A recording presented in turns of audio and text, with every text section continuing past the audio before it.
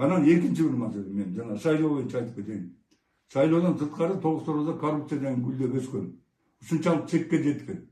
Укмуш чекке жеткен, жеткенде да жанагы Тагайбек Дамир деген 13 жыл айыл өкмөт болуп иштеди. Андан кийин замаким болуп канча 3-4 жыл иштеди го дейм. Жакында эле могу жаңы Манас деген аким барганда муну бошотту. Акмак экенин көрүп туруп бошотту да. Мына ушул Тагайбек Дамирде азыр менин мага жеткен маалыматтар боюнча 50 гектардан 100 гектарга чейин жери бар экен. Көргөндү коркутуп алып койгон. Бул Токой чарбасында дагы иштеген. Токой чарбасынын башчысы болуп иштеп туруп, Токойдун баарын тазалап, лестин баарын кыйып, кайра тактайга айлантып сатып аткан жеринен жана Эпейев Кадырбек деген эме видеого чыгарып, какшап такыр кылмыш жолуна тартылды. Бул Тагайбек Дамир деген ким? Бул дагы машаяк го. Бул кандай эле коррупционерлер, алкаштар бул машаяк болуп калат? Мен таң калып атам да. Эми ушул Тагайбеков деген өзү бош жаткандыгына карабай, жана Асиев Руслан дегенди директор, жана Макмал Голд компаниясынын директорун башкарат экен да. Анткени ошол кызматка ушул койдуптур да. Ошол башкарат экен. Комбинатка кимди кызматка алышты? Тагайбеков чечет экен. Ал Тагайбеков алып туруп 300 миң сомго чейин, 500 миң сомго чейин акча алат экен дагы бир эсимне. Анан экөө бөлүшүп алып анан кийин кызматка алат экен. Анан дагы бир жагдай, мен ушулардын схемасын чыгардым эле.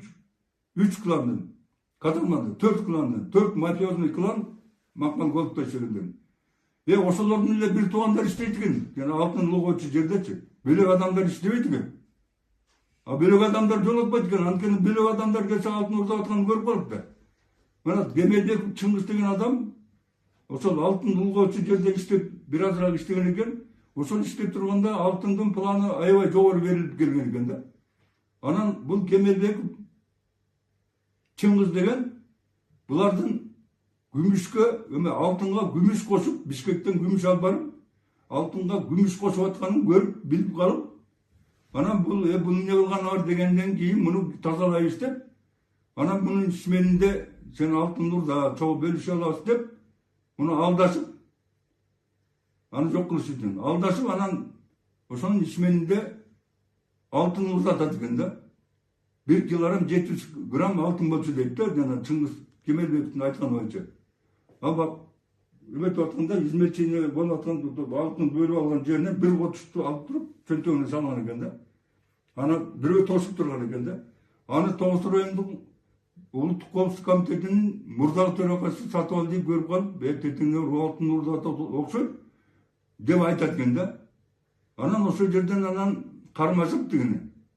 Эми эң кызыгы улуттук коопсуздук комитетинин төрагасы ошол жерде алтын урдап атканын көрүп туруп, эшикке чыгып алып кетип калат экен.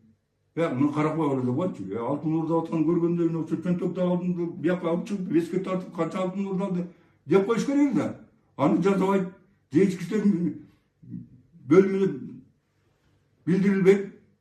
Аны алтынды урдалган алтынды четке мусор ыргыткан жака ыргытып коет экен да, куртканы.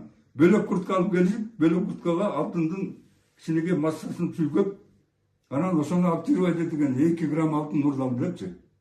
О 2 грамм алтын урдалды дегенди дагы Тогуз райондук ички иштер бөлүмүнө же улуттук коопсуздук комитетине же башка органдарга же прокуратурага билдирилбей, 10 күн жатат экен дагы. 10 күндөн кийин Кемелбековдун агасы кыргыз алтынга келип, силер алтын урдалап отурасыңар деп, сүт салгандан кийин алтынды анан кыргыз алтын адамдары комиссияга барып, анан комиссиянын негизинде анан ички иштер бөлүмүнө берет экен. Алтынды бергенден кийин анан Чыңгыздын таскасын чыгара баштаганда, анан Чыңгыз мага жардам бериңиз деп мага кайрылган. Анан мен кайрылганда Чыңгыздан эмне болгон, кандай жагдай болгон деп баарын сурап тактаганмын. Ошондо тактаганда 1 килограмм 700